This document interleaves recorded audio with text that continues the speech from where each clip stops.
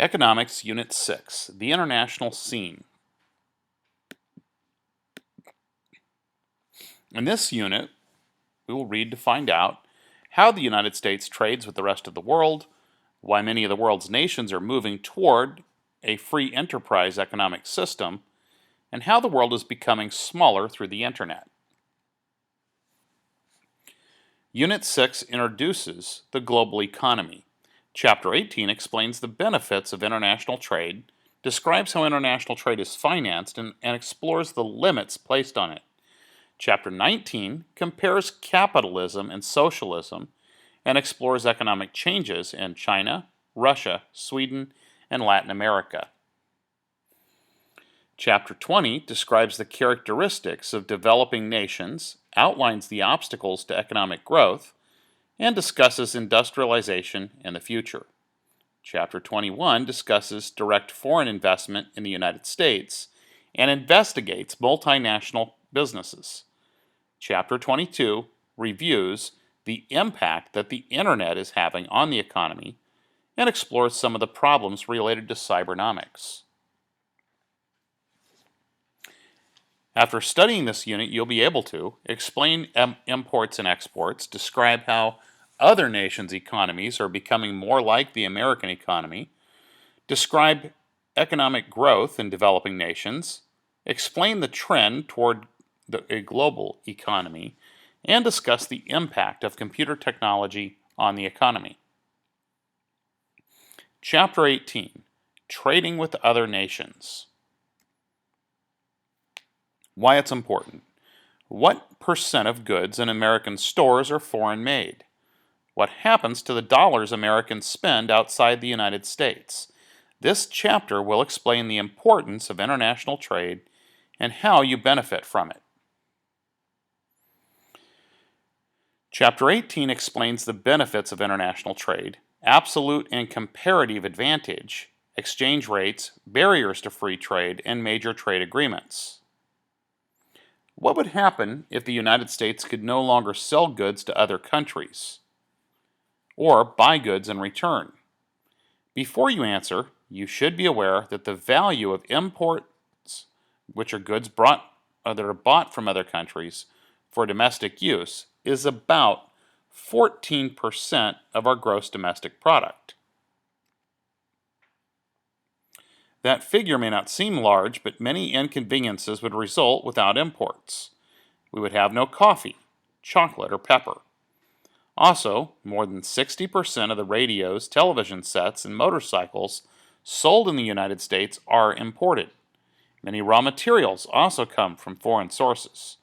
Nearly 100% of the nation's bauxite, from which aluminum is made, is imported. Japan and the United States are exchanging views on how to open markets and enhance trade.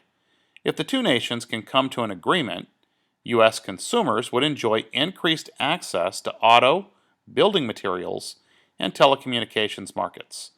Japanese consumers would benefit from increased access to medical devices, pharmaceuticals, financial services, and energy. How is it that both Japan and the United States can identify goods which they might want to import? Why is it that both nations can benefit from trading with each other? The benefits of trade. Exports are goods sold to other countries. Many products are manufactured in more than one country. Some parts might be imported and the rest be made in the country. Economies differ among nations due to differing natural resources, types and amount of labor, and the amount of capital available. Absolute versus comparative. Determining what to export and what to import depends on relative cost of production for different items. Absolute advantage is the ability of one country to produce a product more efficiently than another. Specialization occurs when a nation finds it profitable to produce and export a limited assortment of goods for which it is particularly suited. Comparative advantage is the ability of one country to produce a product at a lower opportunity cost than another country. Countries often specialize in and export products for which they have an absolute or comparative advantage. The ultimate goal of international trade is to gain imported products. Figure 18.2, Exports and Imports of the United States. Look at the graph to see what products the United States imports and exports. Name the products that the United States exports more than it imports.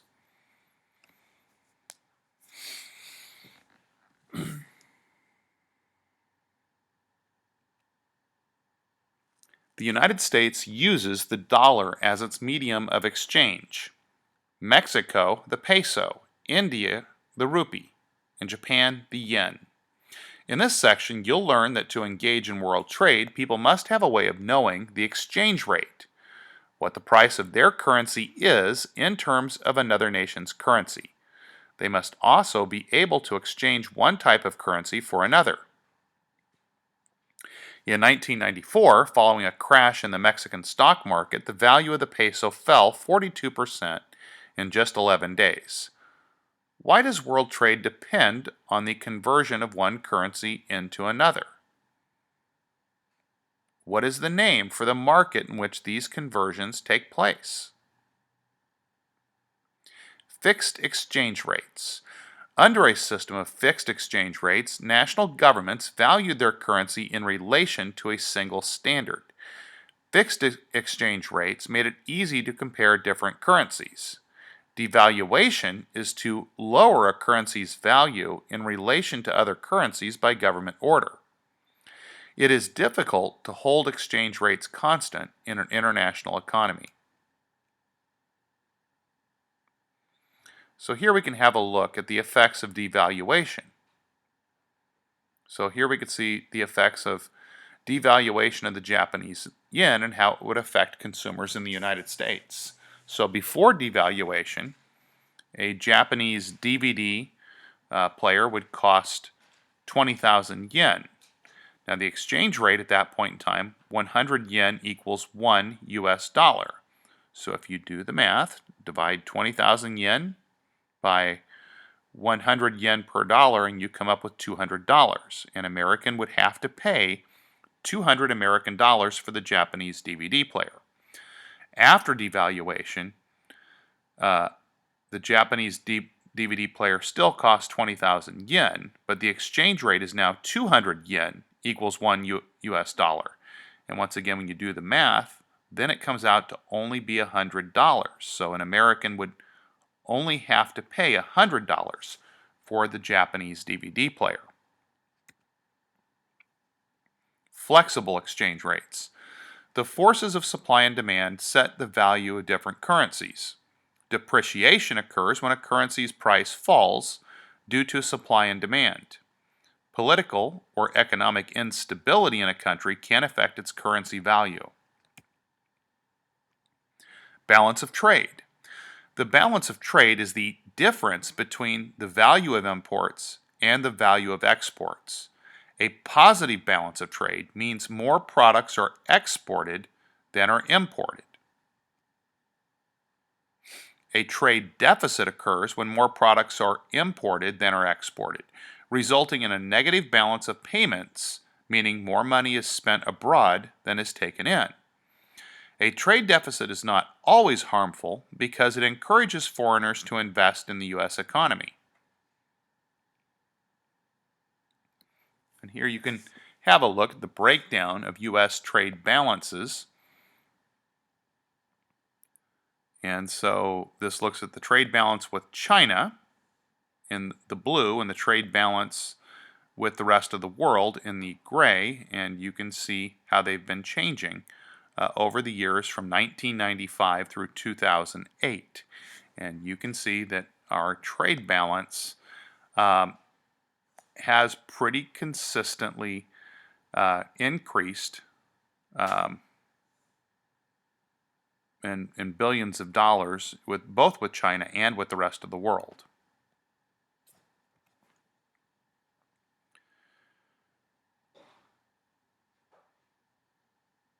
And this graph shows how the United States has had a negative balance of trade uh, for the most part since the 1970s. And this one runs from, you can see 1975, where we had a positive balance of trade, all the way through 2001, where we had a negative balance of trade.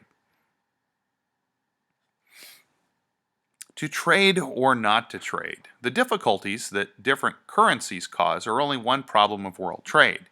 There are also natural barriers, which include the differences in languages and cultures between various trading partners. In this section, you'll learn that some nations may set restrictions to discourage or limit trade. In December of 1999, 25,000 peaceful marchers met in Seattle to protest the World Trade Organization, or WTO. Environmentalists and labor unions joined with a variety of other groups to argue that if the WTO policies prevail, America and other nations will lose their prerogative to restrict imports. Protesters warned that under WTO policies, it is not permissible to block imports for the purpose of protecting domestic industry, or even on the basis of the way a good is produced. That could mean the end of turtle-safe shrimp nets and child labor protection. When some of the protesters began smashing in store windows, police used tear gas and pepper spray and arrested about 500 demonstrators. What are some of the natural barriers to trade? How have nations been able to discourage or limit trade? 3 ways to restrict imports. One is through the use of tariffs, which are taxes on imports. Revenue tariffs raise income without restricting imports. Protective tariffs raise the cost of imported goods to discourage people from buying imports. Import quotas limit the number of units of a particular good that can be imported. And embargoes are complete restrictions on importing or exporting certain goods. Embargoes can also be applied to a specific country. Arguments against free trade. Protectionists are people who argue for trade restrictions. Job security. Free trade can mean a loss of jobs for national workers. National economic security. Free trade can impact industries that are critical to a nation's economy. Protection of infant industry. Free trade can negatively impact new industries. Arguments for free trade. Improved imports. Free trade can lead to better products, causing the consumer to benefit and the standard of living to increase. Export industries. Free trade benefits a nation's export industries. Specialization and comparative advantage. The specialization associated with free trade brings more goods at lower prices. The General Agreement on Tariffs and Trade, or GATT, states that member nations agree on tariff reductions that benefit all members. The World Trade Organization, or WTO, was established in 1993 to replace GATT. It is the furthest reaching global trade agreement in history. Regional trade agreements have been reached in many parts of the world to increase free trade. Examples of the regional trade agreements include NAFTA, the North American Free Trade Agreement between Canada, the United States, and Mexico. The European Union, 27 European nations with 4 candidate countries, and 5 potential candidate countries.